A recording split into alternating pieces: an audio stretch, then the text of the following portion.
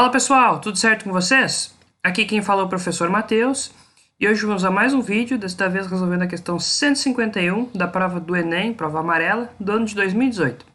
Vem comigo então pessoal, a questão traz o seguinte. De acordo com a lei universal da gravitação, proposta por Isaac Newton, a intensidade da força gravitacional F que a Terra exerce sobre um satélite em órbita circular é proporcional à massa m do satélite. Então, olha só, a primeira informação é proporcional à massa m do satélite e inversamente proporcional ao quadrado do r do raio, né, da órbita. Ou seja, temos essa expressão aqui, F igual a k vezes m, tudo isso divididos por r ao quadrado. No plano cartesiano, três satélites, A, B e C, estão representados, cada um por um ponto de coordenadas m, de massa, e r, o raio, cujas coordenadas são, respectivamente, a massa do satélite e o raio da sua órbita. Então, aqui o ponto A tem uma certa massa e um certo r. Tá? A mesma coisa para o B e para o C. Com base nas posições relativas dos pontos no gráfico, deseja-se comparar as intensidades FA, FB e FC da força gravitacional que a Terra exerce sobre os satélites A, B e C, respectivamente. As intensidades FA, FB e FC, expressadas no gráfico, satisfazem a relação. Então, pessoal, primeiramente, o que a gente tem que observar, né? Que a força, ela tem duas coisas, né, aqui nessa expressão aqui, ela depende da massa e do R, né? Mas a gente sabe que ela é proporcional à massa. Então, se a gente aumenta a massa, aumenta a força. Se a gente diminui a massa, diminui a força. E é inversamente proporcional ao quadrado do R, do raio, né? Então, o que a gente sabe? Se o nosso raio aumenta, aqui, a nossa força diminui, né? A força cai com R ao quadrado.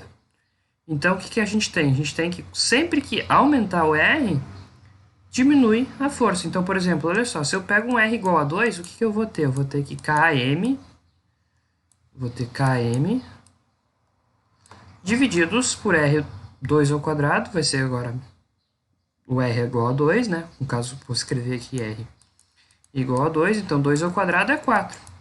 E olha só, vamos pegar um exemplo agora, um R3. O que a gente tem com R3? Com R igual a 3, a gente tem F igual a K, que multiplica M, sobre 9. Olha só, eu diminuí, ó. Eu aumentei aqui o meu raio e diminuí a minha força. Então, a gente tem essas duas situações, né? A força cai com o quadrado do raio da órbita e a força é diretamente proporcional à massa, né? Então, vamos agora analisar aqui esses três pontos A, B e C, tá? Então, o que a gente tem? A gente tem, olhando para o A e para o B, o raio do A é igual ao raio do B, né? O raio a gente está olhando aqui no eixo Y. O raio é o eixo meu Y aqui e a massa no meu eixo X. Então, os raios, olha só, eles têm mesma ordenada, né? Então, o raio do A é igual ao raio do B. Só que o que a gente pode dizer das massas? Bom, a massa do A é menor que a massa do B. Olha só, a abscissa do A está aqui, ó, esse tamanho aqui. A abscissa do B, esse tamanhão aqui, ó. Tá? Todo esse comprimento aqui. Então, a massa do A é menor que a massa do B. Só que o que era a força, né, pessoal? A força não é Km dividido por R ao quadrado, ela é diretamente proporcional à massa. Então, sempre que a minha massa é maior, quando eu aumento a minha massa, minha força aumenta. Então, com relação às forças de A e B, o que eu posso dizer? Eu posso dizer que a força do B, ela com certeza é maior que a força do A. Porque a massa do B é maior que a massa do A. E agora, se a gente olhar para o A e para o C, o que a gente vai ter? Olhando para o A e para o C, o raio do C, olha só, o raio do C está aqui, ó, o RC.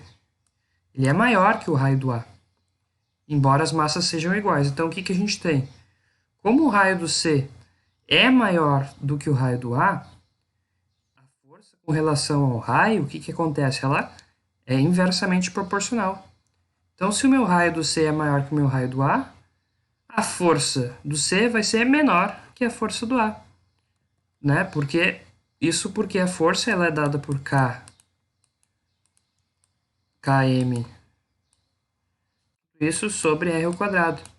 Então, na medida que eu aumento aqui meu R, esse quociente aqui, que é a força, diminui. Então, a força do C vai ser menor que a força do A. Então o que a gente tem? A gente obtém a seguinte relação, ó. Por um lado, a gente sabe que a força do C é menor que a força do A, mas por sua vez a força do A é maior. A força do B, desculpa, é maior que a força do A. Então a alternativa correta é a letra E. Espero que tenham gostado do vídeo. Muito obrigado pela atenção. Forte abraço, se cuidem e até a próxima.